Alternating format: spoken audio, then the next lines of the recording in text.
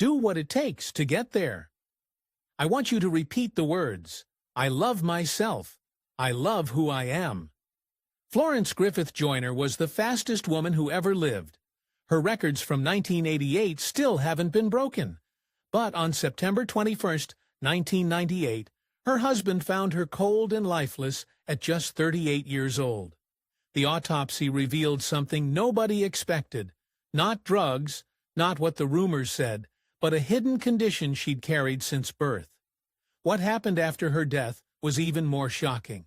Her own family turned on each other in ways that would have broken her heart. Florence Griffith Joyner was born into extreme poverty in the Watts Projects. It was December 21, 1959, and she was the 7th of 11 children in a neighborhood that never made life easy.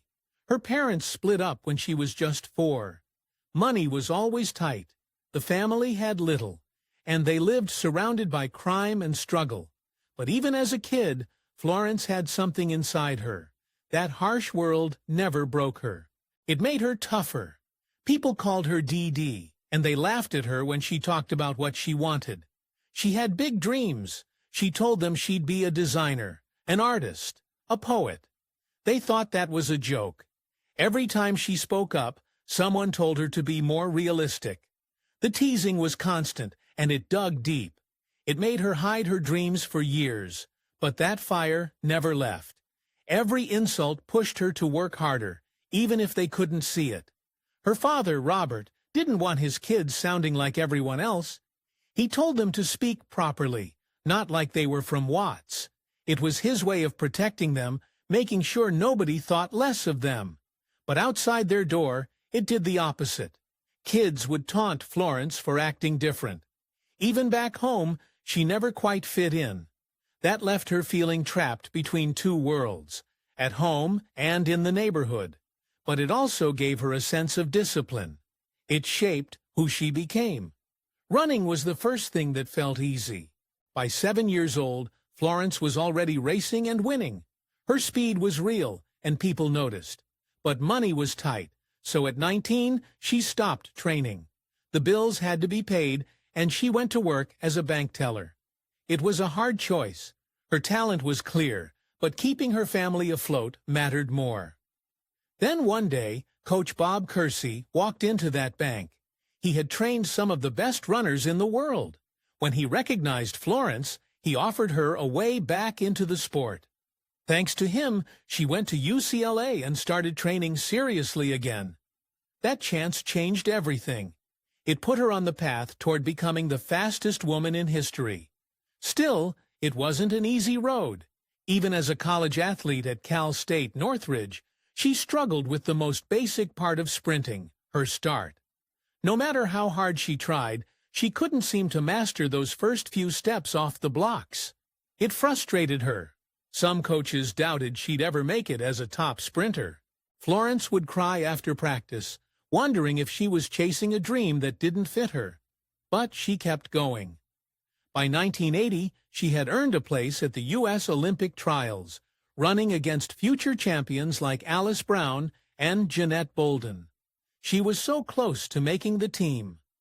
Then politics shattered that dream. The U.S. decided to boycott the Moscow Olympics after the Soviet invasion of Afghanistan.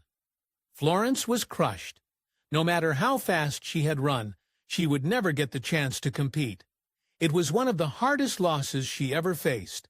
When money ran out after her first year at Northridge, she left school. She went back to the bank. For months, that was her life. It felt like the sport was slipping away. Then Bob Kersey stepped in again. He fought to get her financial aid, and Florence went to UCLA. The move paid off. She switched her focus to the 200 meters, where she could make up for her slower starts. She trained late into the night. Every setback became fuel. Every mile mattered. That work finally showed in 1982. She won the NCAA 200-meter title. Then she won the 400 meters in 1983, but she was still unsure. The pressure stayed with her. Even when she stood on the podium with a silver medal at the 1984 Los Angeles Olympics, it felt like a loss. Coming in second left her hollow. Some athletes would have been satisfied. Florence wasn't. She left the sport for a while after those games, working at a bank again, feeling the weight of what she had missed. That could have been the end. But the fire inside her wouldn't go out. It was 7 p.m. at the 1980 U.S. Olympic trials in Eugene, Oregon, when Florence Griffith Joyner first crossed paths with Al Joyner. Florence was a graceful UCLA sprinter, and Al was a 20-year-old up-and-coming track star. When he saw her at the sign-in table, he thought she was a trainer at first. They exchanged names quickly, too shy to say much more. The next day, Al watched Florence warm up for the 100 meters and couldn't stop staring. Curious and smitten, he asked his sister, Jackie Joyner, who would one day be one of the greatest heptathletes if Florence was seeing anyone.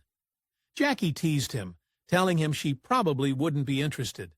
Al kept his distance after that, but their story wasn't over. It took 6 years before they finally started dating in 1986 after both had risen to the top of their sport. That wait set the stage for one of track and field's most famous couples. When they decided to marry, the plan was to have a traditional wedding after the 1988 Olympics. But a powerful earthquake in Los Angeles changed all that. On October 1, 1987, a 5.9 quake shook the city and scared Florence deeply.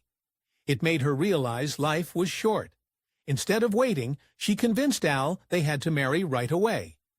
Just 9 days later, on October 10, 1987, they slipped off to Las Vegas and wed at the wedding gardens. Florence wore a dress she'd once used as a Halloween costume. The number 7 had special meaning for them. Al had proposed at 7 p.m. on July 17, 1987, so it felt perfect. That spontaneous wedding was the start of a close bond.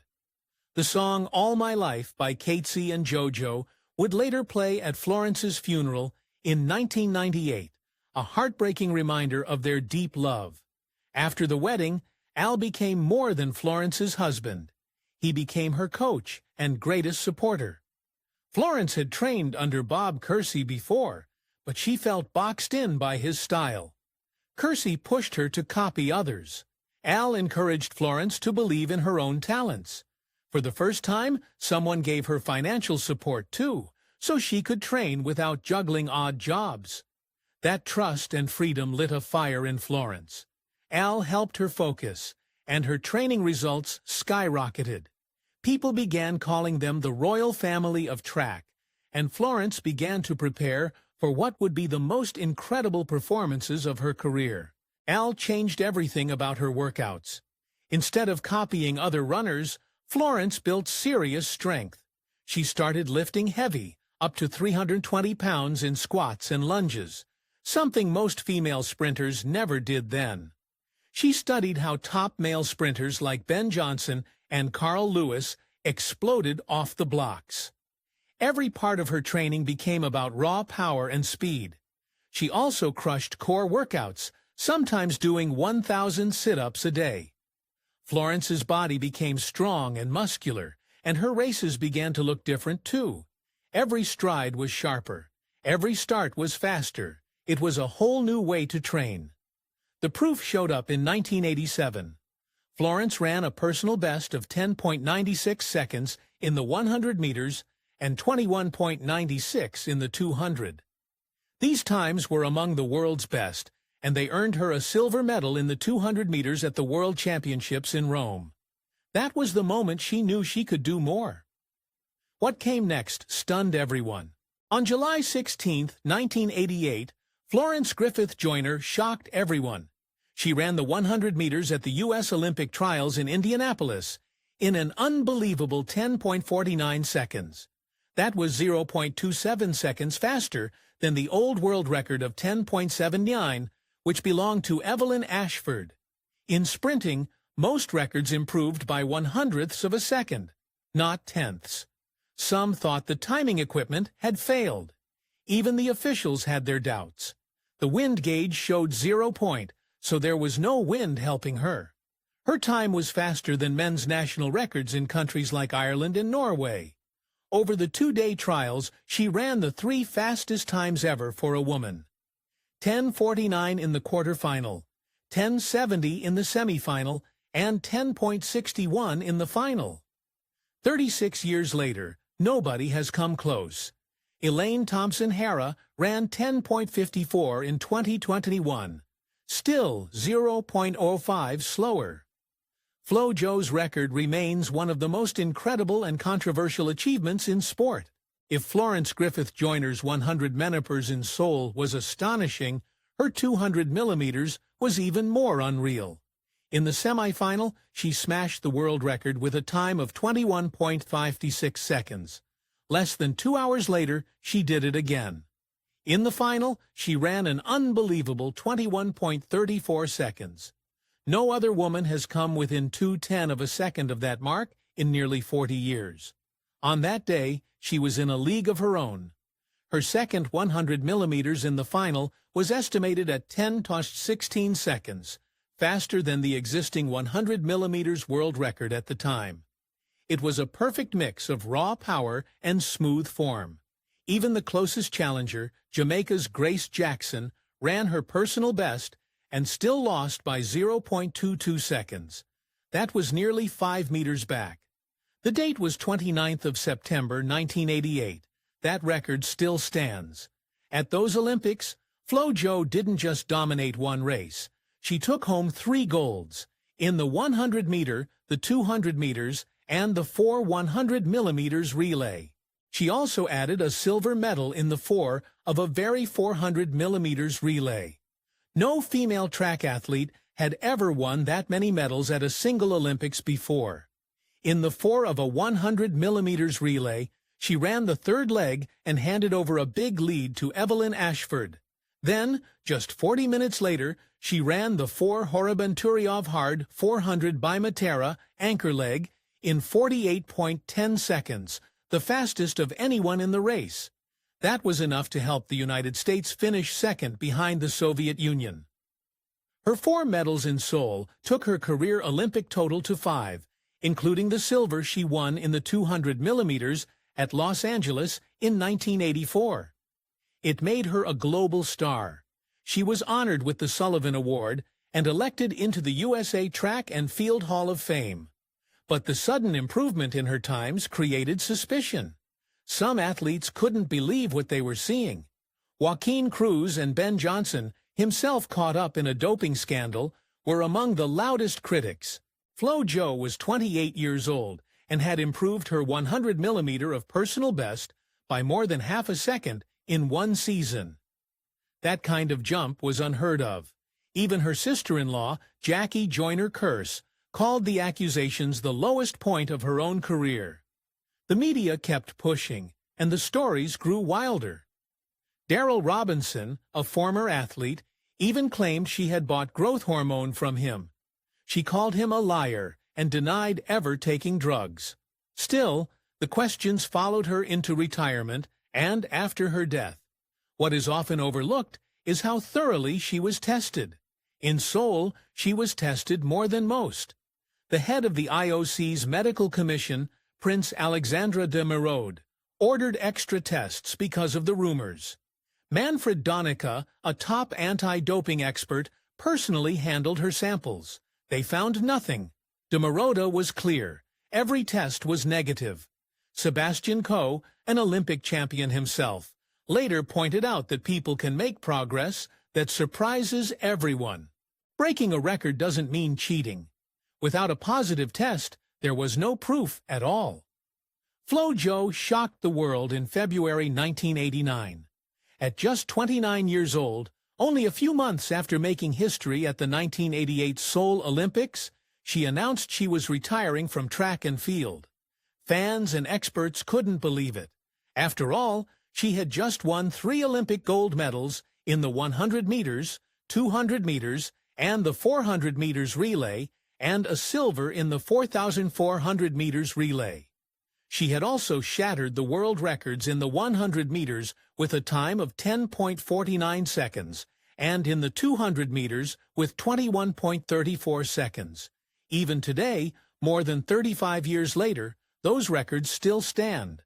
Her sudden decision left people wondering. She explained that it was because new business opportunities had come her way, and that training at the level she was used to would be impossible with all these distractions.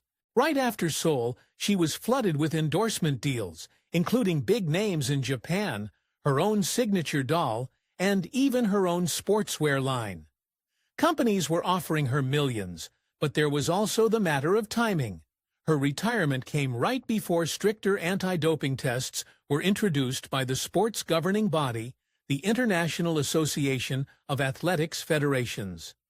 Later that same year, Flo Jo's incredible improvements in speed and her muscular look had already caused some to whisper about performance-enhancing drugs, even though she never failed a drug test. Stepping away just before random out-of-competition testing began led some to wonder if avoiding scrutiny was part of the plan.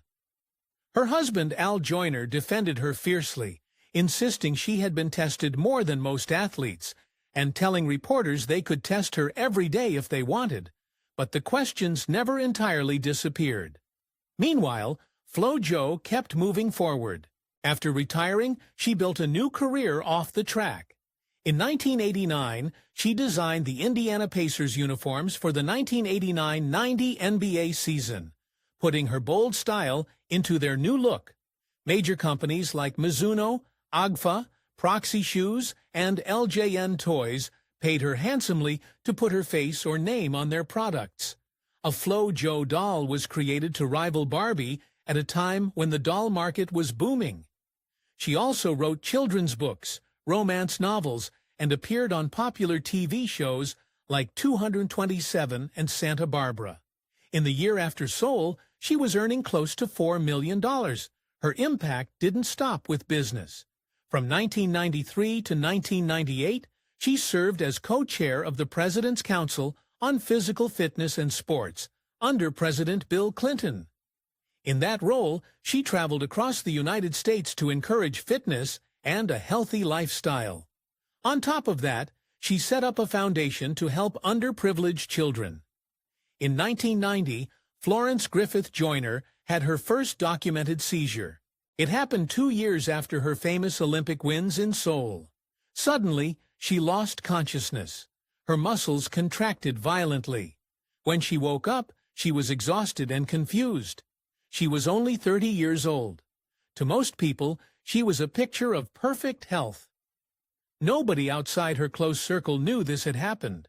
On the surface, she was still the world's fastest woman, but privately, this was the first sign of a serious medical issue that nobody fully understood. By 1993 and 1994, more seizures followed. Florence had to get treatment again and again. Doctors gave her anti-epileptic medication and kept a close watch. These were not small scares. They happened often enough that she and her family kept them secret. Despite all this, she kept going. She made public appearances. She focused on her work and her family. People saw her smile and style, not knowing what was going on. Still, her health was getting worse. Behind the scenes, a silent fight was going on. That fight became very real on April 4, 1996. Florence was on a flight from Los Angeles to St. Louis with her husband Al and their 5-year-old daughter Mary. Mid-flight, she had a serious seizure. The crew and her family acted fast.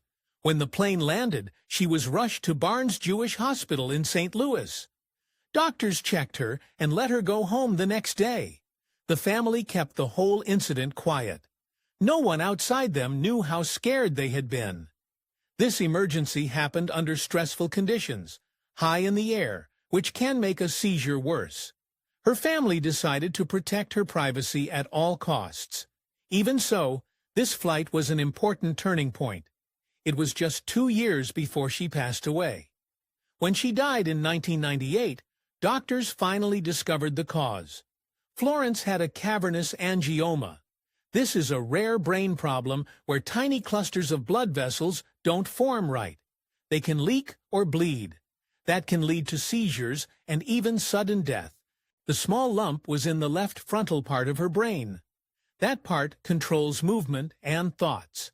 Doctors explained that cavernous angiomas often hide without symptoms. Only 10% to 15% of people with one ever have serious issues. Hers went undetected despite all the hospital visits. Many people once thought her seizures were tied to drugs or her training, but that wasn't true. The abnormality was congenital. She was born with it. Knowing this answered many questions. It also showed that even someone so strong and successful could have a hidden and deadly condition. Through all these struggles, Florence was a devoted mother. Her daughter, Mary Ruth, was born on November 15, 1990. Florence had decided to leave sports before Mary was born. She put her energy into being a hands-on parent. She read to Mary every day. By the time Mary was 2, she could already read some words. Florence even encouraged Mary to speak 4 languages by age 4. She created leotards for her daughter and supported her gymnastics and singing. The evening before Florence Griffith Joyner's death felt perfect. Flo Jo and her husband, Al Joyner, were in Santa Barbara, California. They weren't just there to relax. They were also making plans to renew their wedding vows for their 11th anniversary. Al was a 1984 Olympic gold medalist in the triple jump. Flo Jo was the fastest woman alive.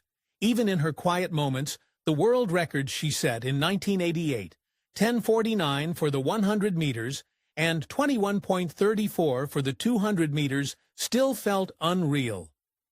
That night was full of excitement for what was to come. It was strange to think that this would also be her last. That same evening, Flo Jo followed her usual bedtime routine with her daughter, Mary. Mary was 7 years old. Even though Florence was a star, what mattered most to her was being a mom. She loved tucking her daughter into bed every night. That ritual was simple but real. The two of them would often doze off together. That last bedtime was peaceful. Florence fell asleep next to Mary, and neither of them could know it would be the last time. Late that night, Al came home and made a choice that would haunt him forever. Florence and Mary were already asleep upstairs. Not wanting to wake them, Al decided to stay downstairs. He grabbed some ice cream and ended up falling asleep on the couch. It was a tiny, kind gesture that would matter more than he ever expected. By 6:30 a.m. on September 21, 1998, the morning was already tragic. Al went upstairs and found Florence cold and unresponsive. Mary was still asleep, one small leg draped across her mother. It was a heartbreaking image that no one can forget. The world's fastest woman lying still next to the daughter who loved her most. Al grabbed the phone and called 911. Paramedics rushed in, but it was too late. Flo Jo was gone at 38 years old. The cause of death was suffocation during a severe epileptic seizure. An undiagnosed brain condition called cavernous angioma triggered the seizure. It was a rare condition Florence had carried all her life without knowing. That morning, news of her passing spread around the world. Fans were stunned. Everyone thought of her as unstoppable. But even the most extraordinary people can have hidden dangers they never see. Her autopsy told a sad and honest story. It showed that while asleep, she had a seizure and ended up face down. Her pillows and blankets blocked her airway. A coroner named Richard Fukumoto explained it simply. She suffocated. Nothing more. No drugs. No secret cause. That was the most surprising part. Despite years of rumors, there were no banned substances in her body. The tests only showed tiny amounts of acetaminophen and diphenhydramine every day over-the-counter medicine. For so long, people had doubted her. They thought her speed must have come from steroids or other performance enhancers. But her records were real, and her talent was her own. There were some unusual findings, an enlarged heart, and other signs that can happen to athletes or those under extreme stress. Some argued this could point to drug use, but the coroner was clear. There was no proof. The brain condition that caused her seizure had nothing to do with sport. It was just bad luck. The final report ended years of suspicion. Even Primo Nebbiolo of the IAF hoped this would help her truly rest in peace. The media had chased FloJo for years, always questioning her greatness. Now they had an answer. Al Joyner felt lost when his wife Florence Griffith Joyner died so suddenly. She was only 38 when she passed away in September 1998. 5 months later, Al said it felt like he was no longer living one day at a time. Instead, every second felt long and empty. Every day he would talk to her as if she were still there. To him, Florence wasn't just his wife. She was his best friend, his coach, his partner, and the mother of their child. The pain ran so deep that Al would walk around their house looking at Florence's picture in every room. He would speak to those pictures, telling her all about his thoughts and troubles. Even when his voice cracked with sadness, he kept going. The whole world had known her as the dazzling FloJo, but to him, she was just the gentle, kind woman he had chased for 7 years before she finally gave him her heart. Al was haunted by guilt, too. He wondered if he could have saved her, if he had been sleeping upstairs the night she died. Even as he felt her spirit still near him, he couldn't make sense of his life without her. Then, just a year after Florence passed away, things took a terrible turn. Florence's mother, Florence Griffith Sr., filed a wrongful death lawsuit against Al in September 1999. The 4-page complaint claimed that Al had failed to care for Florence properly. It even accused him of harmful or offensive touching, though there was no proof. The coroner had already determined that Florence had died of suffocation after an epileptic seizure. That lawsuit wasn't just about grief, it was also about control. Florence's mother was angry over the management of Florence's charitable foundations. The legal fight asked for both money and punitive damages. It shocked many who had once admired the close bond between Florence and Al. That wasn't the only fight. Florence's death had sparked even more legal battles inside the family.